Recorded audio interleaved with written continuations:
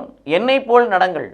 இது இயேசு கிறிஸ்துவுக்குள் பிரியமான என் சகோதர சகோதரிகளே, இந்த நிமிட நற்செய்திக்கு இயேசுவின் நாமத்தில் நான் உங்களை அன்போடு அழைக்கிறேன்.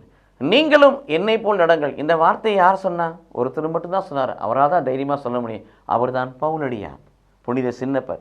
நீங்களும், ஏன்னா நான் கிறிஸ்துவை போல் நடக்கிறேன், நான் கிறிஸ்துவை போல் நடக்கிறேன், அதனால தைரியமாக சொல்றார். நான் கிறிஸ்துவை போல் நடக்கிறேன், ஆகவே நீங்கள் என்னை போல் நடங்கள் என்று சொல்லுகிறான். இது இயேசு கிறிஸ்துவுக்குள் பிரியமானவர்களே, உண்டாலும் குடித்தாலும் எதை செய்தாலும் கடவுளுடைய மாட்சிக்காக நாம் செய்ய வேண்டும், நமது பெருமைக்காக அல்ல, நமது மகிமைக்காக அல்ல. உண்டாலும் குடித்தாலும் எதை செய்தாலும் கடவுளுடைய மகிமைக்காக, கடவுளுடைய மாட்சிக்காக செய்ய வேண்டும். இரண்டாவது, திருச்சபைக்கு நாம் இடையூறாய் இருக்கக்கூடாது. மூன்றாவது, அனைத்திலும் அனைவருக்கும், எல்லாவற்றிலும் எல்லோருக்கும், அனைத்திலும் அனைவருக்கும் உகந்தவர்களாய். நாம் ஏற்கனவே தியானிச்சோம் அல்லவா?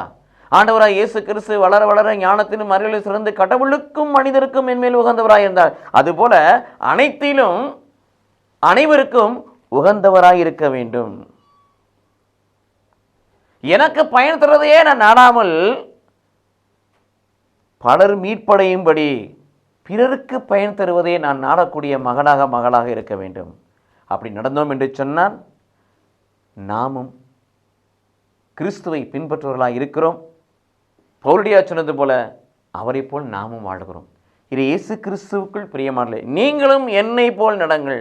ஆக நாம் பவுலை போல் நடப்போம். அதனுடைய கிறிஸ்துவை பின்தொடர்வோம். கடவுள் நம்மை ஆசீர்வதிப்பாராக. ஆமென்.